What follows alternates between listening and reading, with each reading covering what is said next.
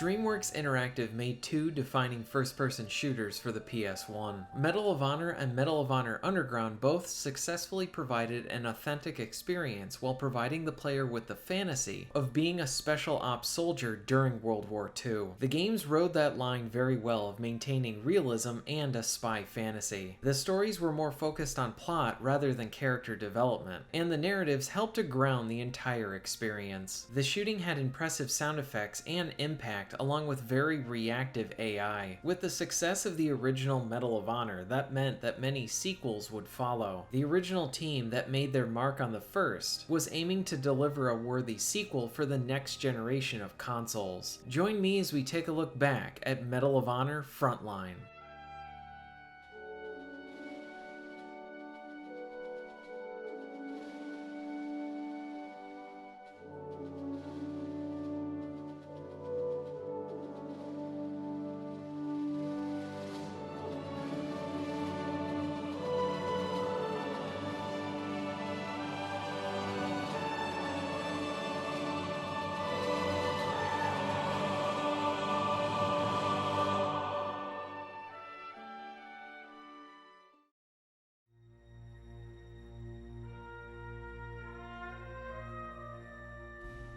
During the development of Medal of Honor 1, the developer was in a bit of a bad financial situation. This resulted in the company being bought by EA. Shortly after this, Medal of Honor was released on Sony's PlayStation. This title was a huge success, and now EA had this potential new franchise in their hands. This sparked several projects to begin development. A new team would be working on the first Medal of Honor title for PC. A separate team was going to be focused on an aircraft-based title, and then a small portion of the original team would go on to work on Medal of Honor Underground for the PS1, and the bulk of the original studio got to work on a sequel for the upcoming PS2. The PC exclusive would turn out to be Medal of Honor Allied Assault, and be made by the same studio that would later create Call of Duty. The aircraft game was sadly cancelled because of how different it was compared to other games in the franchise. Thankfully, LucasArts picked up the project, and this game lived on with many of the original ideas as secret weapons over Normandy. Underground was a great success as it showed a different side of Medal of Honor as it focused on the French resistance, and provided a nice bookend to the PS1 Medal of Honor games. For the original team, Frontline was their main concern. Frontline would feature the player returning to the role of Jimmy Patterson. The storyline would take place during the third and fourth missions of the original Medal of Honor, so that meant that the player would again be working for the OSS. The focus of the story would be about Patterson's efforts to steal a prototype jet from the enemy before they could use it against the Allies. During the development of Frontline, the goal was to take what they had built on the PS1 and improve on that formula. They wanted this to be a compelling single-player experience that lived up to the prior games. For example, the team wanted to expand on the level design within Frontline. They wanted the levels to be more of a non-linear design. For example, many levels would feature outside and inside areas, resulting in firefights within buildings along with open areas like in city streets and farms. Vehicles would make a return as well as part of the opposition. While the players could not control the different vehicles, they would be able to blow them up in certain situations. With Medal of Honor's continued commitment to historical accuracy, the team did extensive research to ensure that the game looked authentic, along with reviewing many old pictures to use as reference material on how buildings and places looked during the war. Another important thing to note is that the developers did not use any motion capture for any of the characters. All of these impressive moments are hand animated. Medal of Honor is no stranger from taking its inspiration from World War II history, along with films about the war. This is where one of the levels was born. The team wanted to feature a level that was inspired by the film A Bridge Too Far, and have the player working to defeat the opposition on a large bridge and prevent them from blowing it up. This would provide different locations for the player to go through, like fighting on and under the bridge. Frontline was not about trying to reinvent the wheel. The developers knew that they had a successful and established formula. They built on what they had made and focused on providing an amazing sequel. In May 2002, Medal of Honor Frontline was released to the world.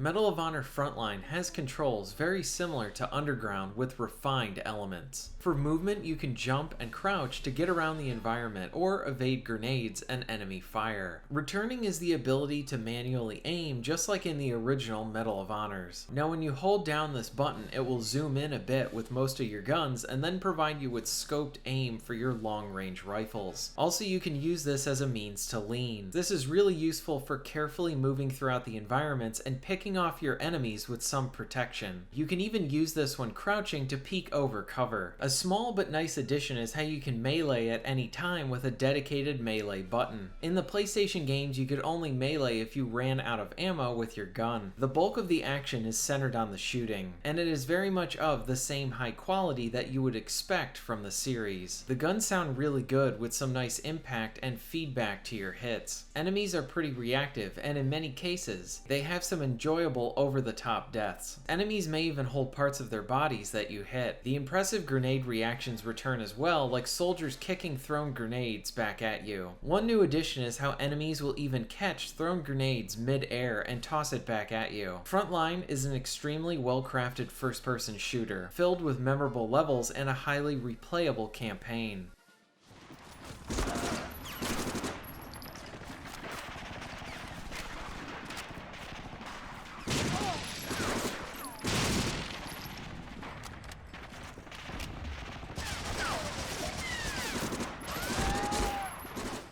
You get a nice arsenal of weapons with many of the classic World War II guns. You get to use sniper rifles, machine guns, pistols, and bazookas. They are all great to use and provide you with options. One thing I want to make note of are that the reload animations are really satisfying in this game. I think this is from the combined effect of the animation itself and the sound effects associated with it. The PS1 games had the same satisfying effect. There are many levels within the game that allow for long-range options if you so choose. In some instances, levels will encourage you to play in that manner by putting enemies in guard towers and rooftops. The vertical gameplay in some of the stages makes you feel like you are being encountered from all sides as you have enemies on the ground and above you. But this can also mean more options for you as you find a good vantage point to pick off many of the enemies from. One nice addition is how there are plenty of destructible boxes, crates, and barrels. All of these can act as makeshift cover for you or the opposition, and it is extra satisfying when you take them out with gunfire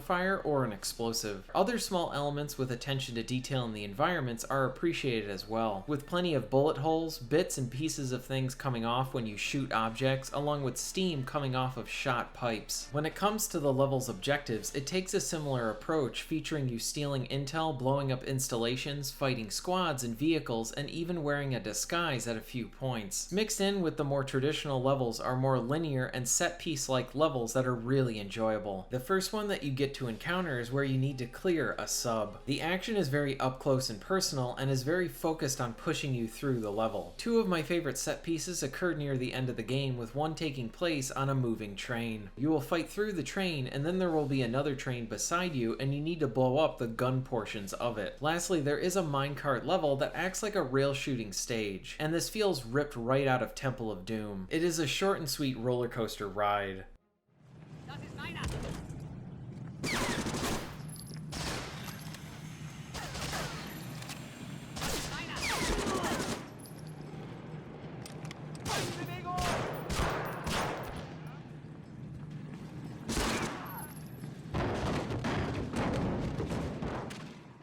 The levels have a nice balance of providing you with stages that have you completing solo operations, along with joining up with other soldiers to complete objectives. This allows Frontline to provide the experience of fighting in a squad with your fellow soldiers, selling the grander experience of fighting in the war, along with the solo operations that sell the side of you being a Special Forces operative. I really like the instances of your missions intertwining with other NPC missions, which results in levels of you working together towards a common goal and then breaking off towards the end. It shows how this conflict is being fought on many fronts. The atmosphere of the game continues to ground the approach from the originals, and here in Frontline, they are able to take this one step further in a few different ways. The solo missions sell that fantasy of being an army of one when you are completing covert operations, where the AI-involved levels feels like the game is going back to grounding that fantasy by seeing other soldiers involved in the conflict. One nice touch is how we get to see civilian NPCs within some of the levels. There are 2 levels in particular that have innocents being threatened by the enemy opposition, and this provides the player with a few opportunities to interject and save these people. In these levels, you will be fighting on farms and within people's homes. Again, this type of stuff is well done and hits home how this conflict was not being fought in a barren battlefield, but rather within the homes of many innocent people. Many times when you encounter civilians, they are shaking in fear. One of the best examples of selling this stuff in the game is a small moment that occurs in one of these levels. In one level, you will be fighting through a city and fighting in different homes. Along the way, you will encounter innocent people and people being threatened by the opposition. At one point, you will encounter a civilian who decides to pick up arms against the enemy. He even helps you take out a few soldiers, but then he is sadly gunned down. This is a small yet really well done emotional moment. You can feel a rush of confidence as he takes up arms with you, but that is quickly taken away once he is killed, and it lets the player take a moment and reflect on that this probably could have happened in the war. Now, I do wish that this game did have more moments like this, but what moments were there really stayed with me. It is in these parts that you can tell while the developers are trying to create a fun game, they are also not making light of the heroes who fought in the conflict along with the war itself. And this is very well presented right from the start of the game. The opening levels with no music shows the weight, gravity, and bleak nature of the invasion of Normandy. The first level is incredibly compelling from a presentation standpoint. For console players, this would be the first time experiencing the invasion of Normandy in the franchise, and the developers did a great job with this. In terms of gameplay, it is very limited without feeling completely on rails. Part 2 of D-Day is where the player is introduced to the meat of the gameplay, with a hands-off feel to it, and the player is able to engage with enemies as they see fit. Both of these D-Day levels make for a compelling and effective intro that hooks the player right away, and sets the appropriate tone for the subject matter.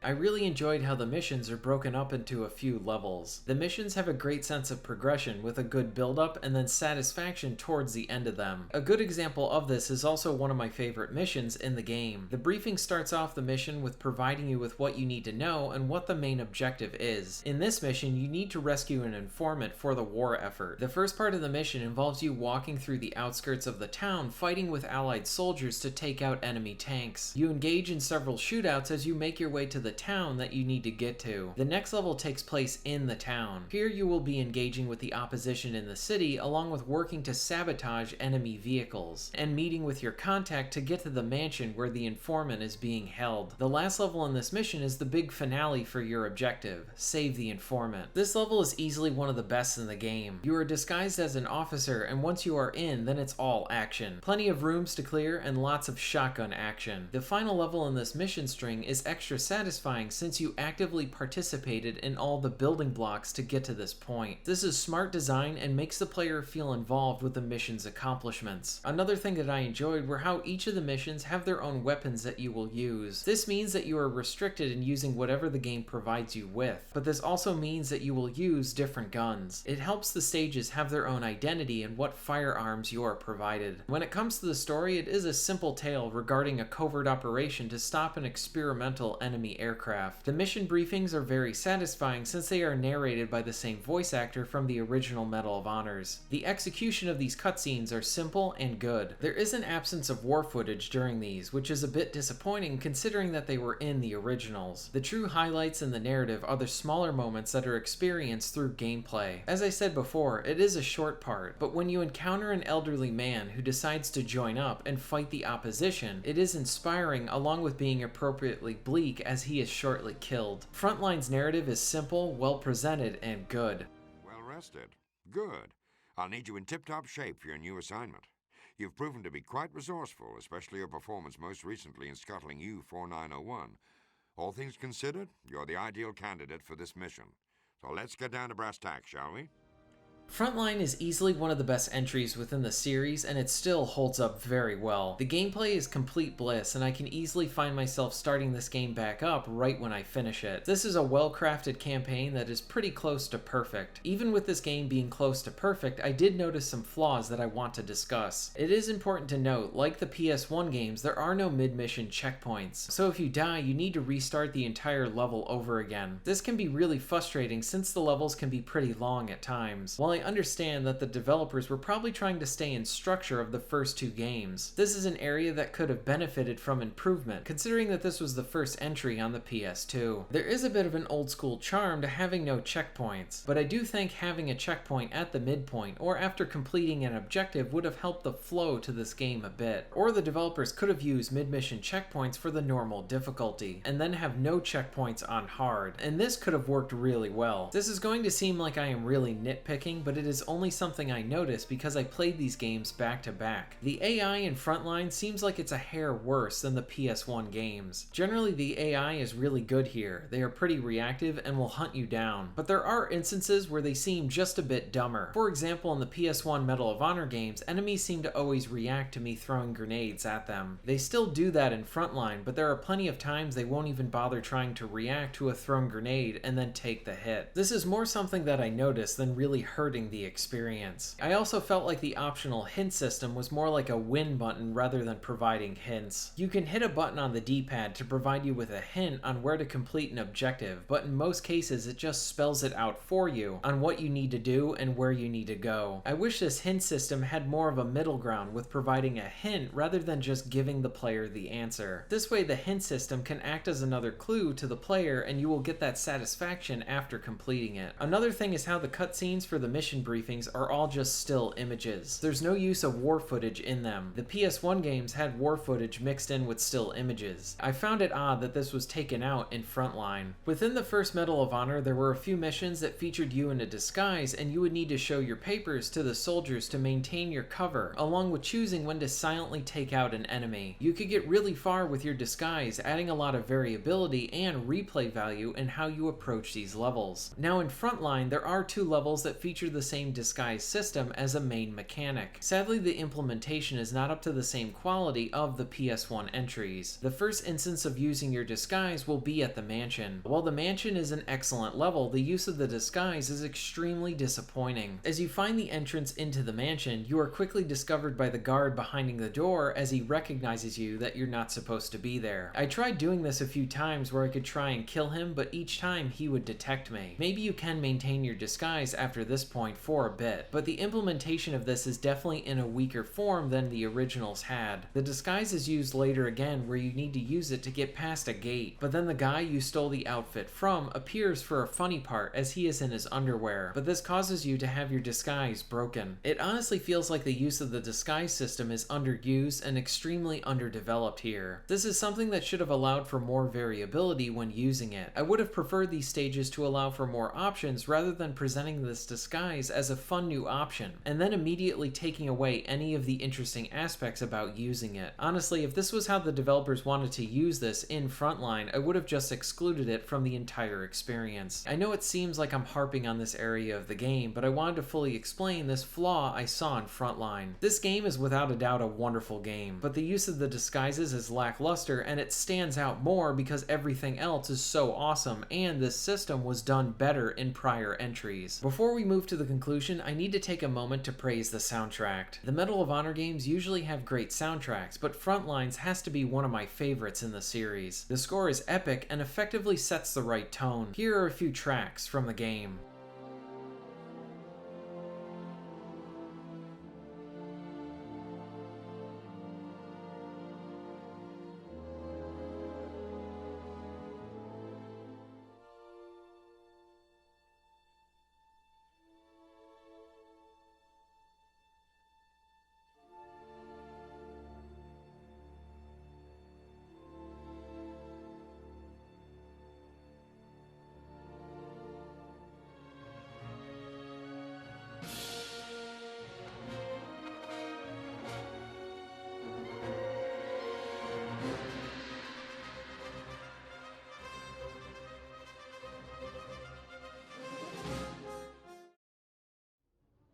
Medal of Honor Frontline is an outstanding first-person shooter. Like I said before, the gameplay is complete bliss, from the excellent shooting, engaging enemies, varied levels, and emotional music score. I really enjoyed some of the smaller moments where the game tried to deliver some story to the player through gameplay. These moments stayed with me on an emotional level. I loved hearing the voice of the returning colonel to provide me with my mission briefings. That is a great example of perfect casting. The levels have a good mix of solo operations along with facing the opposition with allied soldiers. Frontline is a first-person shooter that continually keeps the player engaged and is highly replayable because of its excellent quality. This game was also made at a time where the focus was on the single-player experience, and I absolutely loved what the developers were able to do with this entry. Frontline ranks as one of the best ones in the series. If you are interested in being notified of new videos, please hit the subscribe button and bell. And if you would like to support the channel and get early access to content, please check out my Patreon. All of the links will be at the end of the video and within the description. And thank you very much for watching.